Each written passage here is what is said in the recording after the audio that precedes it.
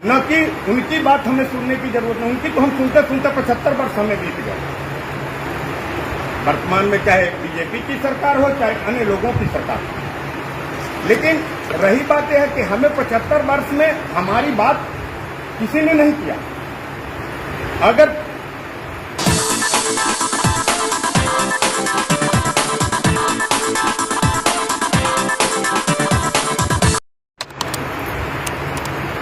अभी आप लोग अम्बेडकर जन मोर्चा के मुख्य संयोजक के जो भी मुखातिब से आप लोग सुने हैं, ठीक पहले भी जैसे सुनते थे उसी तरह से काम करना है। हमें जैसे गांव में 3 मीटिंग हम लोग 4 मीटिंग कर लेते थे, हम कोशिश करें कि हमारी 1 मीटिंग और बढ़ जाए, 5 मीटिंग हम ताकि निपटा सकें, जब भी हमारी एरिया कवर हो सकती। तो 4 के जगह पर हम 5 मीटिंग अगर कर लेंगे तो फायदा हमें ये होगा कि हमारा जल्दी जो समय है वो बेकार नहीं जाएगा।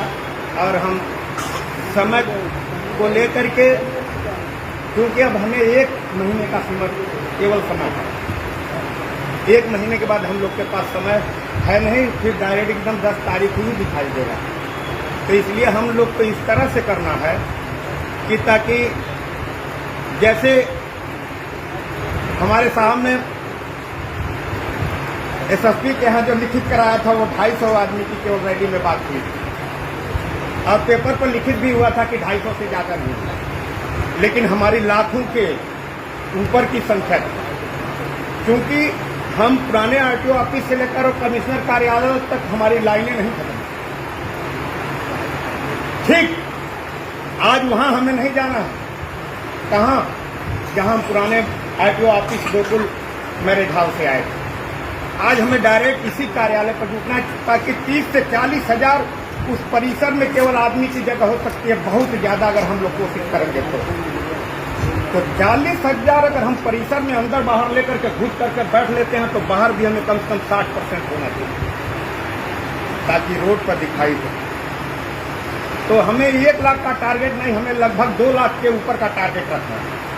जब हम 2 लाख का ऊपर का टारगेट रखेंगे तो हमें 1.5 लाख तो कम से कम मिलेंगे ही, और 1.5 लाख जो हमें मिलेंगे तो हमें सबसे ज्यादा, जब गांव में मीटिंग जो लगेगी, हमें मीटिंग उन लोगों से करना और बताना पब्लिक में ये है कि हमें 2 दिन से 3 दिन भी रुकना पड़ सकता है।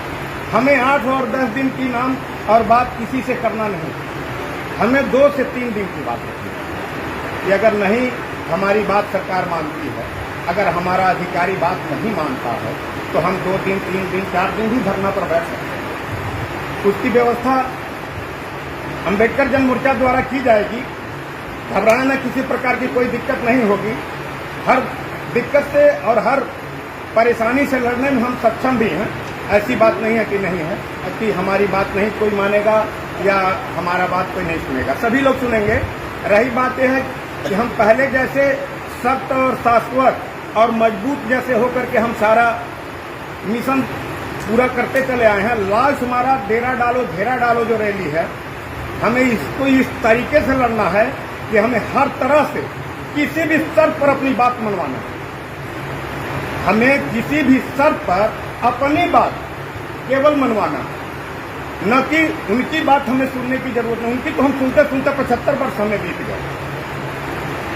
वर्तमान में चाहे बीजेपी की सरकार हो चाहे अन्य लोगों की सरकार हो, लेकिन रही बात यह है कि हमें 75 वर्ष में हमारी बात किसी ने नहीं किया। अगर हमारी बात या हमारे लोगों की बात अगर कोई करने वाला है तो माननीय श्रवण कुमार निराला जी।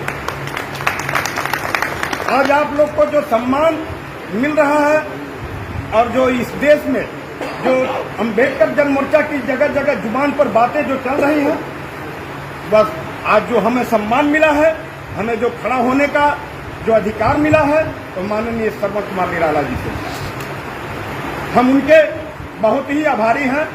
और साथ ही किसी भी आपके दुख और सुख में रात 12 बजे हो चाहे दिन दोपहर हो, हर वक्त आपके साथ रहने के लिए तैयार है, चाहे वह प्रदेश अध्यक्ष सीमा गौतम है, चाहे वह माननीय श्रवण कुमार निराला जी।